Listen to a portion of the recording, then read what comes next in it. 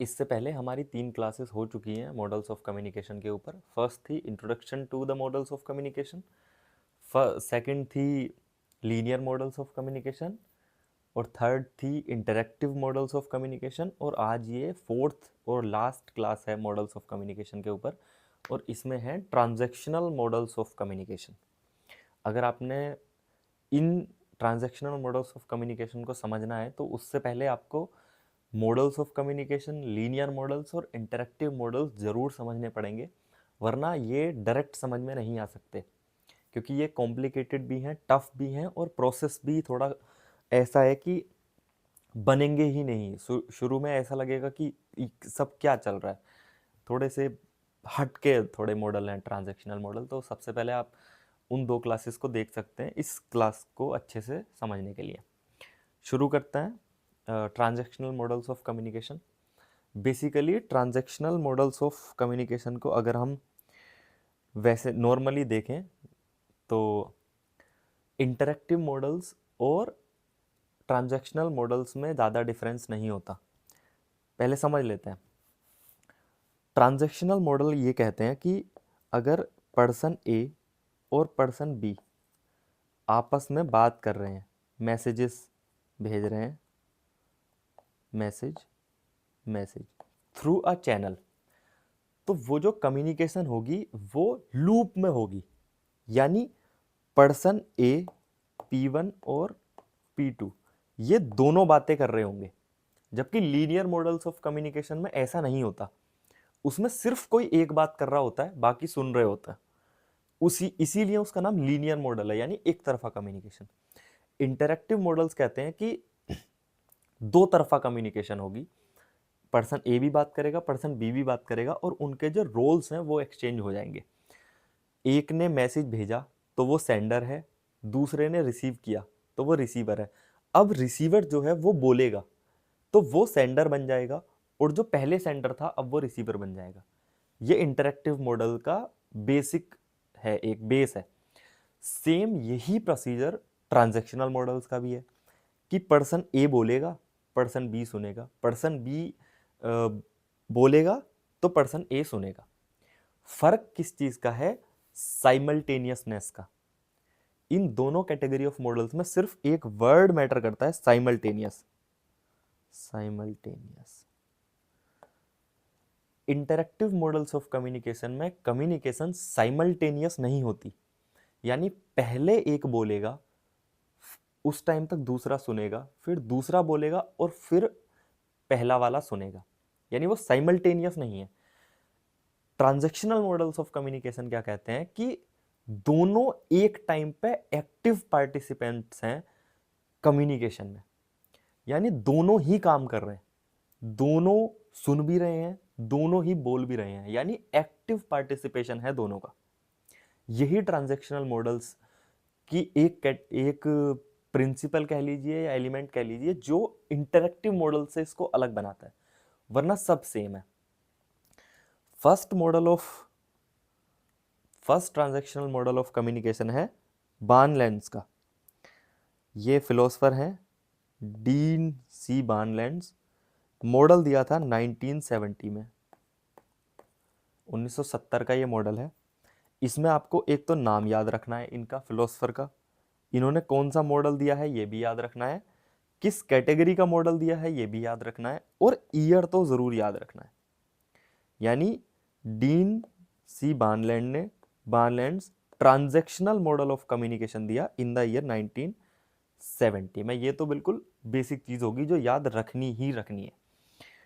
अब इनका मॉडल क्या था?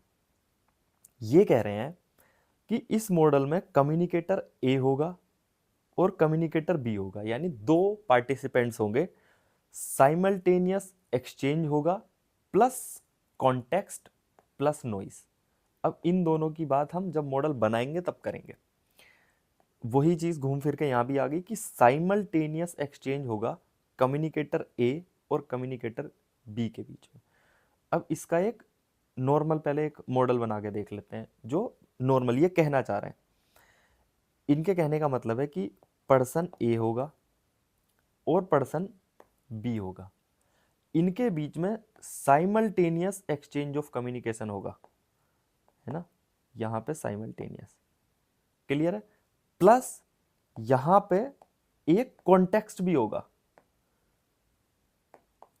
क्लियर है, यहां पे इन्होंने बोला कि कॉन्टेक्स्ट है।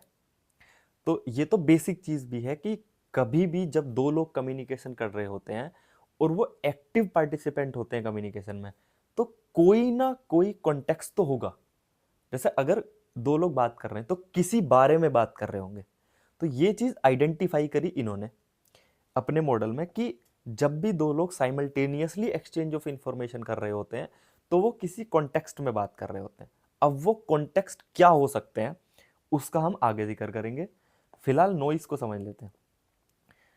ये चीज हम models of communication, linear model और इंटरैक्टिव मॉडल में भी समझ चुके हैं कि जब भी पर्सन, दो लोग आपस में बात कर रहे होते हैं तो देयर मे और may not be noise in the channel. Channel मतलब मीडियम, जिस भी मीडियम के थ्रू कॉन्वर्सेशन हो रही है, जिस मीडियम पर हम बात कर रहे हैं उसमें नॉइस हो भी सकती है, नहीं भी हो सकती है। तो अभी तक जो बार्नलैंड्स का मॉडल है वो ये कह रहा है कि पर्सन ए है, पर्सन बी है, दोनों कम्युनिकेट कर रहे हैं, साइमल्टेनियसली कर रहे हैं और किसी कॉन्टेक्स्ट में कर रहे हैं। अभी इस कॉन्टेक्स्ट वर्ड को हम डीपली समझेंगे क्योंकि ये कॉन्टेक्स्ट वर्ड बार्नलैंड के मॉडल को कहीं से कहीं लेकर जाएगा। तो कॉन्टेक्स्ट में बात कर रहे हैं प्लस नॉइस है, नॉइस, नॉइस का सिंबल हमेशा ऐसा ही होता है, ऊपर की तरफ एरो बने हुए होते हैं, नॉइस नीचे से चैनल में जा रही होती है। ऑफ कोर्स चैनल में नॉइस होती है। नॉइस बेसिकली इंटरप्शन को कहते हैं कि जब भी दो लोग बात कर रहे होते हैं बीच में अगर कोई थर्ड चीज इंटरप्ट कर रही है तो वो नॉइस है। तो अभी तक का हमें ये समझ में आया। अब हम आते हैं कि इस मॉडल में कॉन्टेक्स्ट क्या कर रहा है। इसके लिए हम चलते हैं एक्चुअल मॉडल ऑफ बार्नलैंड पे। अब इस मॉडल को ठीक से समझते हैं। बेसिकली हो क्या रहा है, ये है पर्सन ए P1, ये है पर्सन 2 B, क्लियर है। तो कॉन्टेक्स्ट कितने तरीके के हो सकते हैं इसको समझाने के लिए अगर मैं हाईलाइट करूं तो एक कॉन्टेक्स्ट हो सकता है प्राइवेट कॉन्टेक्स्ट, दोनों प्राइवेटली किसी टॉपिक पे बात कर रहे हैं, है ना, प्राइवेट कॉन्टेक्स्ट हो सकता है दोनों के बात करने का, ए का भी और बी का भी। यहां पे बी का प्राइवेट कॉन्टेक्स्ट है, यहां पे ए का प्राइवेट कॉन्टेक्स्ट है, क्लियर है। ये है behavioural context, verbal behavioural context, यानी किसी ऐसी चीज पे बात कर रहे हैं जो बोलकर या उनको पता है, कहीं से सुनी है, आइडिया लगा, उस पे वो बात कर रहे हैं। तो ये वर्बल बिहेवियरल कॉन्टेक्स्ट है कि सुनी सुनाई बात पर वो दोनों बात कर रहे हैं। थर्ड कॉन्टेक्स्ट है ये ब्लू वाला, ये वाला, ये है नॉन वर्बल बिहेवियरल कॉन्टेक्स्ट, यानी ऐसी बात जो उन्हें नॉन वर्बली पता चली है, यानी बोलकर पता नहीं चली है, आइडिएशन से पता चली है। कम्युनिकेशन दो तरीके से होता है, वर्बल, नॉन वर्बल, यानी बिना लिखित और बिना बोले पता चला है उनको, कहीं से कह सकते हैं कि आइडिया लगा, तो उस पे बात हो रही है। यानी जो कॉन्टेक्स्ट है वो प्राइवेट भी हो सकता है, वर्बल बिहेवियरल भी हो सकता है, नॉन वर्बल बिहेवियरल भी हो सकता है और पब्लिक भी हो सकता है। यानी दो लोग किसी ऐसे टॉपिक पर भी बात कर रहे हो सकते हैं जो समाज से जुड़ा हुआ है, इनके अलावा तो बात नहीं हो सकती, है ना। या तो प्राइवेट किसी चीज मुद्दे पर बात हो सकती है, किसी बोली गई सुनी सुनाई बात पे बात हो सकती है, देखी दिखाई पर बात हो सकती है कि देखा था उस पर बात कर रहे हैं, या फिर किसी सामाजिक मुद्दे पर बात हो सकती है। क्योंकि कम्युनिकेशन के चार ही जोन होते हैं। One is intimacy zone, intimacy, दूसरा प्राइवेट, तीसरा पब्लिक और फोर्थ और फोर्थ होता है सोशल। यानी इंसान 4 ही तरीके से कम्युनिकेशन कर सकता है। या तो इंटीमेसी जोन में कम्युनिकेशन कर सकता है, बिल्कुल ही एकदम पर्सनल, जो किसी और को पता नहीं चले, या तो उस पर बात हो सकती है। फर्स्ट इंटीमेसी जोन होता है कम्युनिकेशन करने का। Second is private zone. Private zone क्या होता है कि कुछ लोग, कि मेरा ये, दिस इज माय प्राइवेसी, कि हो सकता है कि फैमिली की बात है, फैमिली में रहनी चाहिए, तो जो पूरी फैमिली है that is a private zone, है ना। इंटीमेसी जोन जैसे अपने पार्टनर के साथ हो सकता है ना, कि बस 2 ही लोगों की बात है, बिल्कुल उससे ज्यादा तीसरे को भी नहीं पता, दैट इज इंटीमेसी जोन। फिर प्राइवेट है, एक ग्रुप के बीच में बात हो सकती है। फिर है सोशल जोन, बेसिकली ये थर्ड होता है, सोशल जोन। सोशल जोन मतलब जितने लोगों को मैं जानता हूं सिर्फ, जैसे हो सकता है मेरे इंस्टाग्राम पे 800 लोग हैं, तो 800 लोग मेरे सोशल मीडिया अकाउंट पे हैं, तो मैंने एक पोस्ट शेयर करी तो वो सोशल जोन में है, तो मैं कम्युनिकेट कर रहा हूँ सोशल जोन में। फिर होता है पब्लिक जोन। 4 ही तरीके से बात हो सकती है। पब्लिक जोन में एक तरीके से ओपन सोर्स है, कि मेरी बात कहीं भी जा सकती है, कैसे भी जा सकती है, तो 4 ही तरीके से कम्युनिकेशन हो सकता है। अब वापस आते हैं बानलैंड के मॉडल पर। ये भी यही कह रहा है कि जब पर्सन ए और पर्सन बी आपस में बात करते हैं तो 4 तरीके से उनके पास क्यूज होते हैं। क्यूज क्या होते हैं? कम्युनिकेशन करने का जो बेस होता है, कहां से कम्युनिकेशन हो सकती है, कहां से आइडिया लगता है इंसान को कि यहां से कम्युनिकेशन हो सकती है। तो एक तो हो सकती है प्राइवेट जोन से, एक हो सकती है वर्बल बिहेवियरल क्यूज से, एक हो सकती है नॉन वर्बल बिहेवियरल क्यूज से, और एक हो सकती है पब्लिक क्यूज से। यही 4 जो हैं, इन्हीं को बानलैंड के मॉडल में कंटेक्स्ट बोला गया है। जो ये वर्ड है कंटेक्स्ट, ये वाला जो वर्ड है कंटेक्स्ट, ये वर्ड उन्हीं 4 क्यूज को लेकर बोला गया है। तो ये फैक्ट आप याद रखेंगे कि 4 टाइप के क्यूज होते हैं बानलैंड के मॉडल में, जो वो बोल रहा है कि कम्युनिकेशन कैसे हो सकती है ना। नॉइस आप समझ चुके हैं, और 4 तरीके के क्यूज होते हैं। अब ये क्यूज क्या काम करते हैं? क्यूज बेसिकली ये जो प्राइवेट है और वर्बल बिहेवियरल है, नॉन वर्बल बिहेवियरल है और पब्लिक है, ये कम्युनिकेटर्स को आइडिया देते हैं कम्युनिकेट करने का, या कोई कंटेंट रेडी करने का, जिस पर वो एज अ सेंडर और रिसीवर बोथ तरीके से एक्ट करते हैं। यानी अगर हम बेसिकली देखें तो ये जो पर्सन ए है, ए, ये सेंडर भी है और रिसीवर भी है, और ये जो पर्सन बी है, ये भी सेंडर भी है और रिसीवर भी है। एक ही पर्सन सेंडर भी होता है, रिसीवर भी होता है, क्योंकि वो बोल रहा है किसी को तो सुनेगा भी किसी की, ऑफ कोर्स, क्योंकि ये ट्रांजैक्शनल मॉडल है। और क्यूज 4 तरीके के होते हैं। तो जो बानलैंड के कहने का मतलब था वो ये था कि पब्लिक, जब हम समाज में बात करते हैं या 2 लोग जब बात करते हैं तो 4 तरीके से आइडिया मिल सकता है। 4 क्यूज होते हैं उनके पास बात करने के। उनको डाइजेस्ट करने के बाद, उन क्यूज से आइडिया लेने के बाद, या एनकोड और डिकोड करने के बाद, जो कम्युनिकेटर है, चाहे ए बी और बी बी, दोनों साइमल्टेनियस कम्युनिकेशन कर सकते हैं अकॉर्डिंग टू द क्यूज। जो उनको इंफॉर्मेशन मिली उसके बेसिस पे उनको एनालाइज करके आगे कम्युनिकेशन कर सकते हैं। ये कहने का मतलब है बानलैंड साहब का।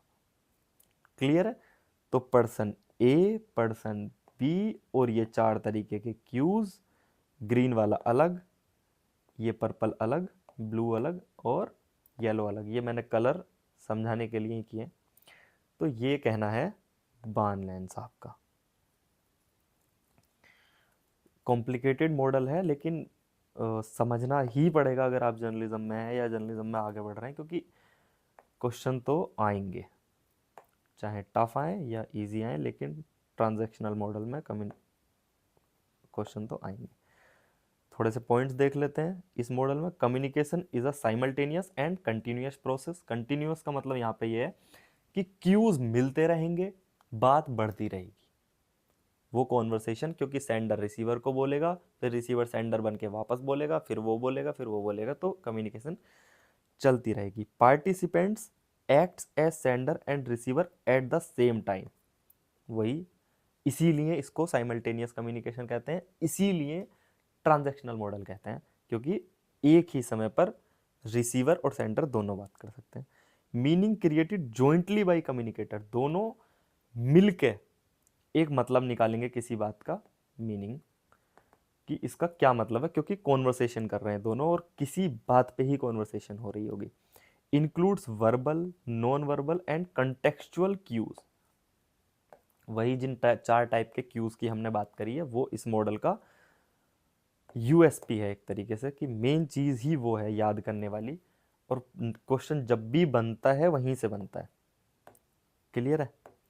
लास्ट है noise affects communication at psychological, social, environmental level.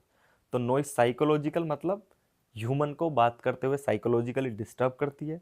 Social मतलब जैसे मान लो मैं कहीं लाइव जा रहा हूँ, मेरा सेशन है और इंटरनेट चला जाए, तो इसका मतलब एक डिजिटल नॉइस क्रिएट हुई, वहाँ पे डिजिटल प्रॉब्लम क्रिएट हुई और उसकी वजह से अफेक्ट हुआ, तो सोशल अफेक्ट वहाँ होगा। इन्वायरमेंटल लेवल मतलब कि मेरा जो एनवायरनमेंट है, मेरा जो आसपास का एरिया है, अगर कहीं नॉइस है तो वहाँ पे डिस्टरबेंस क्रिएट होगी। इसको ऐसे समझ सकते हैं कि दो लोग आपस में खड़े होकर बात कर रहे थे और वहाँ कोई फिजिकल बैरियर हुआ, मतलब वहाँ डीजे बज गया, उसको फिजिकल बैरियर बोलते हैं, तो वो अफेक्ट क्रिएट करेगा। क्लियर है? तो ये हो गया बार्नलैंड साहब का ट्रांजैक्शनल मॉडल ऑफ कम्युनिकेशन, 1970 का दिया हुआ है, डेट एग्जैक्टली याद रखनी है। सेकेंड मॉडल है dance helical model of communication. पहला ही फैक्ट इसमें यह है कि जो डांस हेलिकल मॉडल है, ये नाचने वाला डांस हेलिकल मॉडल नहीं है। यहाँ डांस फिलोसफर का नाम है Frank E X Dance, Frank Dance बोला जाता है वैसे तो जल्दी जल्दी में। फ्रैंक डांस मॉडल दिया था 1967 में। तो ये दो चीज़ें याद रखनी है कि dance helical model of communication Frank dance ने दिया था और 1967 में दिया था। अब इसको समझने से पहले हेलिक्स को समझ लेते हैं। हेलिक्स को आपने इन जनरल अपनी लाइफ में कहीं ना कहीं देखा होगा। हेलिक्स कहते हैं स्प्रिंग को, जो इस तरीके का कोई स्प्रिंग होता है, इसको हेलिक्स कहते हैं। इस हेलिक्स को कभी आप ऐसे हाथ में लेकर घुमाओ तो आप देखेंगे कि हेलिक्स ऊपर की तरफ जाता हुआ दिखाई देगा, कि ऊपर की तरफ चलता चला जा रहा है, जबकि वो ऊपर की तरफ नहीं चल रहा है, आप एक ही लोकेशन पर रोटेट हो रहा है एक ही पोजीशन में, लेकिन फिर भी वो लगेगा ऊपर की तरफ जा रहा है। क्लियर है? हेलिक्स से ही इस मॉडल का जन्म हुआ है, वो जो स्प्रिंग है उसी से ये मॉडल का जन्म हुआ है। इसको ऐसे समझ सकते हैं कि जब एक बच्चा पैदा हुआ, मान लो यहाँ पे, अब वो एज में बड़ा होता जा रहा है, ठीक है, तो जब वो एज में बड़ा होता जा रहा है तो कम्युनिकेशन में भी तो बड़ा होता जा रहा है ना? तो उसकी कम्युनिकेशन की स्किल्स, बात करने का तरीका, चीज़ों को समझने का तरीका, बोलने का तरीका, एक्ट करने का तरीका, रिएक्ट करने का तरीका, सब कुछ आगे बढ़ता जा रहा है। चाहे निगेटिव बढ़े या पॉजिटिव बढ़े, लेकिन आगे तो बढ़ेगा। बस यहीं से आया है डांस का helical model of communication. Helical साहब क्या कह रहे हैं कि helical spiral showing growth of communication with time. यानी अगर हम इसका डायग्राम बनाए तो डायग्राम कुछ ऐसा बनेगा कि यहाँ से कम्युनिकेशन इस तरीके से ये बढ़ता चला जा रहा है और ये इन्फिनिटी लूप है। कम्युनिकेशन कभी भी बंद नहीं होता, ये एक डायनामिक और कंटिन्यूअस प्रोसेस है। कोई भी कम्युनिकेशन, कोई भी बात, कोई भी ऐसा एक्ट जो कम्युनिकेशन से रिलेट करता है, जिस पे चर्चा होनी चाहिए, वो कभी बंद नहीं होता, वो बढ़ता ही रहता है, वो उसकी टाइम के साथ आगे बढ़ता रहता है। जैसे सपोज करें 1526 में कभी बाबर आया होगा, उसने राम मंदिर गिरा के बाबरी मस्जिद बनाई। 1526 का इंसिडेंट आज तक भी राम मंदिर के रूप में चल रहा है, आज भी चल रहा है। अगर हम कभी भी राम मंदिर का जिक्र करेंगे तो 1526 तक जरूर जाएंगे। यानी 1526 में हुई एक घटना का जिक्र आज 2026 तक भी है ना। तो आप इमेजिन कर सकते हैं कि पूरे 500 साल हो गए हैं उसको, लेकिन कम्युनिकेशन उसके ऊपर आज तक भी चल रहा है। डॉक्यूमेंट्स में, टेलीविज़न पे, न्यूज़पेपर्स में, डॉक्यूमेंट्रीज में, स्पिरिचुअल लोगों के दिमाग में, हर जगह वो चलता रहेगा। तो कम्युनिकेशन एक नेवर एंडिंग प्रोसेस होता है। अगर एक बार स्टार्ट हो गई तो हो गई, कहीं ना कहीं किसी ना किसी रूप में वो चल रही है, चाहे मन में क्यों ना चल रही हो, और कभी भी बाहर आएगी। यही चीज़ डांस हेलिकल मॉडल कहता है कि communication is a dynamic and never ending process, कभी खत्म नहीं होता communication. Second is represent by helix showing growth over time. Growth का मतलब भी यही है कि कम्युनिकेशन लीनियर भी नहीं हो सकता, वो बढ़ेगा ही। ऐसा भी नहीं कि इतनी बात है तो इतनी चलती रहेगी, बढ़ती रहेगी, उसमें इंफॉर्मेशन ऐड होती रहेंगी। क्लियर है। थर्ड है past experience influence present communication. Of course past के जो एक्सपीरियंसेस होते हैं वो आज की कम्युनिकेशन को रिप्रेजेंट या प्रेजेंट करते हैं। हम जितना भी कुछ जानते हैं वो पास्ट के एक्सपीरियंसेस पे जानते हैं, और आज अगर हम कोई बात कर रहे हैं, कुछ बोल रहे हैं, तो वो सिर्फ इसलिए बोल रहे हैं क्योंकि पास्ट में कोई एक्सपीरियंस है, आप जानते हैं, आपने पढ़ा है, आपने सुना है, आपने देखा है, सिर्फ इसी। हम उतना ही जानते हैं जितना या तो बताया गया है, या पढ़ा है, या देखा है, इसके अलावा कुछ नहीं जानते। अगर हम कुछ सोच पा रहे हैं वो भी इसलिए क्योंकि हमारे दिमाग में कुछ चीज़ें पहले से इंसर्ट करी गई हैं, चाहे वो देख के इंसर्ट हुई हो, सुन के इंसर्ट हुई हो, या पढ़ के इंसर्ट हुई हो, कैसे भी हुई हो, हम उतना ही जानते हैं जितना बताया गया, उससे ज़्यादा नहीं। तो past experience influences present communication. तो आज आप जो भी बोल रहे हो वो पास्ट का कोई एक्सपीरियंस है। Communication expends in complexity with learning. सुनते रहोगे, कम्युनिकेशन बढ़ती रहेगी, वो बड़ी होती रहेगी कम्युनिकेशन। जैसे जैसे सुनोगे वैसे वैसे उसका आकार बढ़ता रहेगा, इंफॉर्मेशन ओवरलोड हो जाएगी सुनते सुनते। Highlights time dimension in communication. समय, जितना ज़्यादा समय हो जाएगा किसी बात को करते करते, उतनी ही ज़्यादा वो जानकारी होती रहेगी। इसीलिए कहते हैं कि डिसीजन पहली बार में ले लेना चाहिए, वरना कंफ्यूज होते रहोगे, क्योंकि जैसे जैसे टाइम बीतेगा इनपुट्स आते रहेंगे, कम्युनिकेशन का साइज बढ़ता रहेगा। अब डांस के हेलिकल मॉडल में 4 एलिमेंट्स भी होते हैं। तो फिर से एक बार डांस का हेलिकल मॉडल बना लेते हैं कुछ ऐसा। तो स्टार्टिंग से क्या होता है कि कम्युनिकेशन कैसे अकर होती है ये दिखाया गया है। तो पहला, जब इंसान बात करना शुरू करता है, जब एक कम्युनिकेशन शुरू होती है, तो जो फर्स्ट थिंग होती है that is initiation. Initiation, initiate करना। दूसरी इनिशिएशन के बाद होता है इंटरप्रिटेशन। इंटरप्रिटेशन नीचे से ऊपर की तरफ जा रहा है क्योंकि कम्युनिकेशन यहां से स्टार्ट हो रही है। तो पहले इनिशिएट होगा, फिर इंटरप्रिटेट होगा, फिर थर्ड रिस्पॉन्स। जो हमने शुरू किया, इनिशिएट किया, उसको इंटरप्रिटेट किया, यानी हमने उसको कन्वर्ट किया अपने कंफर्ट के हिसाब से, फिर उस पर हम रिस्पॉन्स करते हैं कि अब हमें इस पे बोलना है। और फोर्थ एलिमेंट क्या है?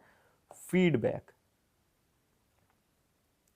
फीडबैक का मतलब होता है एक तरीके से रिस्पॉन्स को पहुंचाना, कि मुझे किसी चीज को यूज करके ऐसा लगा, अच्छा लगा, बुरा लगा, जो भी लगा, उसको कहते हैं फीडबैक। यानी किसी की क्वालिटीज को या किसी के अपने एक्सपीरियंस को मुझे कैसा लगा उसको रिप्लाई में कन्वर्ट करके वापस भेजना, उसको फीडबैक कहते हैं। तो इस मॉडल में 4 एलिमेंट्स होते हैं ये।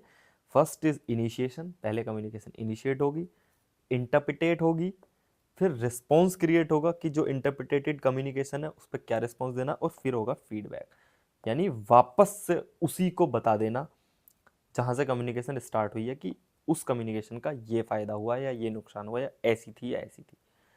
तो ये इस तरीके से जाती है ऊपर की तरफ, और हेलिकल भी ऊपर की तरफ इस तरीके से जाता है। फ्रैंक डांस ने दिया था ईयर 1967। दो मॉडल हो गए ट्रांजैक्शनल, एक लास्ट मॉडल ऑफ कम्युनिकेशन बचा है ट्रांजैक्शनल की कैटेगरी में, and that is Kincaid's convergence model of communication. ये मॉडल ऑफ कम्युनिकेशन कहता है कि दो लोग म्यूचुअली किसी एक टॉपिक को समझते हैं, उस पर रिस्पॉन्स करते हैं। दो लोग जो भी पार्टिसिपेंट्स होते हैं किसी कम्युनिकेशन में, इसको ऐसे समझ लीजिए कि शेयरिंग वाला सिस्टम है। शेयरिंग वाला सिस्टम कैसे है? ये है सेंडर, ये है रिसीवर, इसको बोलेंगे सेंडर और इसको बोलेंगे रिसीवर। ये दोनों म्यूचुअली कनेक्टेड होंगे। इस वाला एरिया जो है ये, अगर आपने सिलोजिज्म पढ़ी है पेपर 1 में नेट के, तो उसमें सिलोजिज्म में ऐसे क्वेश्चंस आते हैं। तो ये जो सेंडर है, ये जो रिसीवर है, ये आपस में दोनों म्यूचुअली कनेक्टेड होंगे, यानी दोनों अपनी समझ को एक साथ लाकर तब किसी चीज पे रिएक्ट करेंगे। इसी को कन्वर्जेंस भी बोलेंगे इनकी भाषा में, कि म्यूचुअल अंडरस्टैंडिंग है तब ये जो रिस्पॉन्सेज हैं, जो क्रिएट कर रहे हैं रिस्पॉन्सेज को, उनको कन्वर्ट कर पाएंगे कम्युनिकेशन में। जब ये बोलेगा तो ये समझेगा, और ये इसने जो बोला है उसको समझने की कोशिश करेगा उसके पर्सपेक्टिव से भी, खुद के से भी, अपने से भी। जब रिसीवर बोलेगा तो ये भी समझेगा, यानी म्यूचुअल अंडरस्टैंडिंग है दोनों की आपस में। ये कह रहा है किनशेड्स का मॉडल, किनशेड्स कन्वर्जेंस मॉडल। अब इसका पूरा डायग्राम बनाते हैं। ये तो ओवरव्यू हो गया। ये मॉडल कह रहा है कि एक है पार्टिसिपेंट ए, ये वाला, एक है पार्टिसिपेंट बी, ये है सेंडर, ये है रिसीवर। क्लियर है? यहां है इनकी म्यूचुअल अंडरस्टैंडिंग, म्यूचुअल अंडरस्टैंडिंग। और उसके बाद इनका जो कम्युनिकेशन है वो एक लूप में बढ़ता जा रहा है। अगर मैं इसको ऐसे करूं, इस तरीके से, कम्युनिकेशन कंटिन्यूअस बढ़ता रहेगा। और क्या होता रहेगा कम्युनिकेशन में? जब सेंडर बोलेगा तो रिसीवर एनकोड करेगा। इसको अगर मैं अलग लिख दूं इस तरीके से, अगर मैं सिर्फ गोला बनाऊं,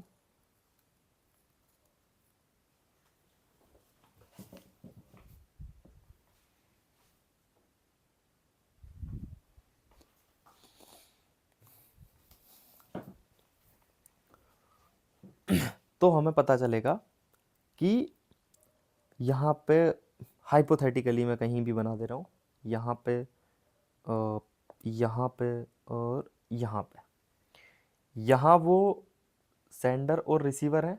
ऊपर जो डायग्राम में देखा हमने, यहाँ पे एस लिख देते हैं, यहाँ आर लिख देते हैं और यहाँ यू लिख देते हैं अंडरस्टैंडिंग के लिए, जो म्यूचुअल अंडरस्टैंडिंग है एम यू लिख देते हैं, म्यूचुअल अंडरस्टैंडिंग।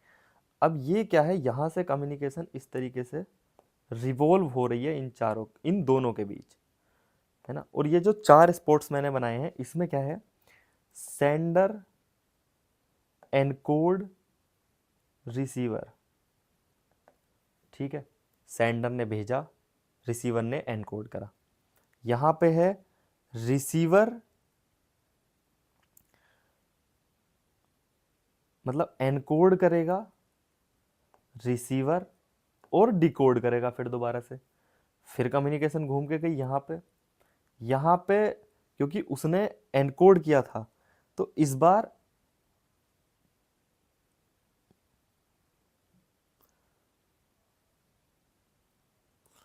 यहाँ पे रिसीवर ने एनकोड करके डिकोड करा था, अब की बार एनकोड करेगा सेंडर और रिसीव और डिकोड करेगा फिर।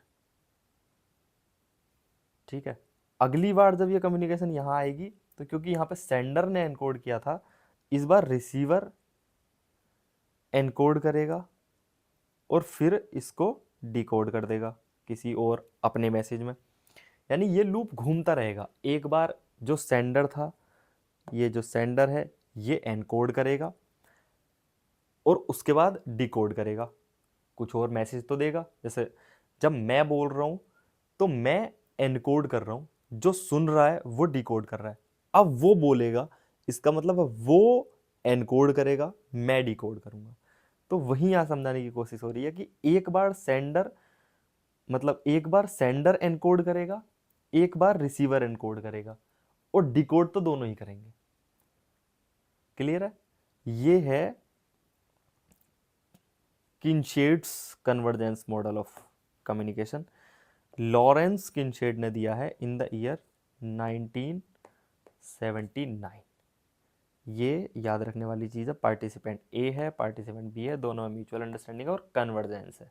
रोल बदल रहे हैं और दोनों की म्यूचुअल अंडरस्टैंडिंग तो याद रखना ही रखना है। इसका यूएसपी है इस मॉडल का। क्लियर? थोड़े पॉइंट समझ लेते हैं। एम्स एट म्यूचुअल अंडरस्टैंडिंग, दोनों की समझ पर डिपेंड करता है। शेयर इन्फॉर्मेशन इक्वली, दोनों बराबर के हिस्सेदार हैं, क्योंकि दोनों के बीच में ही दोनों समझ से एक इंफॉर्मेशन प्रोड्यूस कर रहे हैं दोनों participants. Focus on convergence of meaning, मतलब को बदल रहे हैं या मतलब को एक दूसरे के पास शेयर कर रहे हैं। ये ऐसे कह सकते हैं कि दोनों ने जो सोचा समझा और दोनों ने जो मीनिंग निकाले किसी कम्युनिकेशन के, उनको आपस में मिला दिया। इसी को कन्वर्जेंस भी बोला जाता है।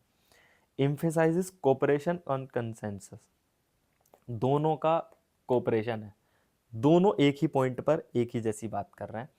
इसलिए ये वाला पॉइंट भी ज़रूर याद रखना है, क्योंकि ये अभी तक के किसी भी मॉडल ऑफ कम्युनिकेशन में नहीं है। Widely applied in development communication studies, तो इस तरीके की जो स्टडीज़ है, क्योंकि उसमें टीम वर्क होता है, टीम वर्क। तो टीम वर्क के लिए तो ये वाला मॉडल ऑफ कम्युनिकेशन चाहिए ही चाहिए, क्योंकि सबको सब कुछ सबके साथ शेयर करना है, इसलिए ये इम्पोर्टेंट हो जाता है। तो ये हमारी मॉडल ऑफ कम्युनिकेशन की क्लास आज हो गई है ख़त्म। हमने पहली क्लास में पढ़े थे introduction to models of communication, second में पढ़े थे linear models of communication, third में पढ़े थे इंटरेक्टिव मॉडल्स ऑफ कम्युनिकेशन, और फोर्थ आज लास्ट क्लास थी ट्रांजैक्शनल मॉडल्स ऑफ कम्युनिकेशन। इनके अलावा और कोई मॉडल ऑफ कम्युनिकेशन नहीं होते, जर्नलिज्म में तो जमा ही नहीं होते।